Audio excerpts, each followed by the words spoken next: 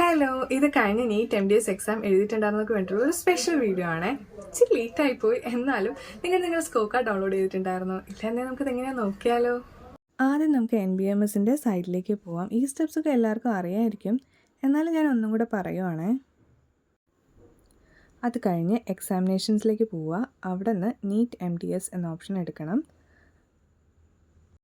NEET MDS 2025 application link എടുക്കുമ്പോഴേക്കും നമുക്ക് ഇങ്ങനെ ഒരു പേജ് ആയിരിക്കും കിട്ടുക. അവിടെ ലോഗിൻ ചെയ്യുക. ചിലപ്പോൾ ഇപ്പോൾ ലോഗിൻ ചെയ്യുമ്പോഴത്തേക്കും നമുക്ക് ഇൻകറക്റ്റ് പാസ്വേഡെന്നോ അങ്ങനെ എന്തെങ്കിലും കാണിക്കാൻ ചാൻസ് ഉണ്ട്.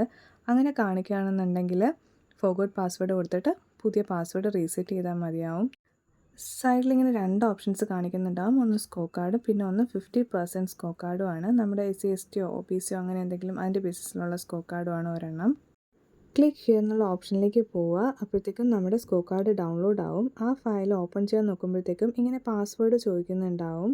പാസ്വേഡ് എന്ന് പറയുന്നത് നമ്മുടെ പേരിൻ്റെ ഫസ്റ്റ് 4 ലെറ്റേഴ്സ് ഇൻ ക്യാപിറ്റലും അത് കഴിഞ്ഞ് നമ്മുടെ ഫോൺ നമ്പറിൻ്റെ ലാസ്റ്റ് 4 ഡിജിറ്റ്സുമാണ് കൊടുക്കേണ്ടത്. ഇതാണ് എൻ്റെ സ്കോർ കാർഡ്. ഇതിൻ്റെ മുകളിലായിട്ട് പ്രിൻ്റ് ഓപ്ഷനിൽ പോയി കഴിഞ്ഞിട്ട് നമുക്ക് പ്രിൻ്റ് എടുക്കുകയോ അല്ലെങ്കിൽ PDF ആയിട്ട് സേവ് ചെയ്യുകയോ ചെയ്യാം. ഞാനിപ്പോൾ പ്രിൻ്റർ കണക്ട് ചെയ്തിട്ടില്ലാത്തതുകൊണ്ട് സേവ് ആസ് PDF എന്ന ഓപ്ഷനാണ് എടുത്തിട്ടുള്ളത്. അത് കഴിഞ്ഞ് നമുക്ക് സേവ് ചെയ്യാം, അത്രേ ഉള്ളൂ. ഇതിനകത്ത് പാസ്വേഡിൻ്റെ കാര്യം മാത്രമാണ് കുറച്ച് ട്രിക്കി ആയിട്ട് വരുന്നത്.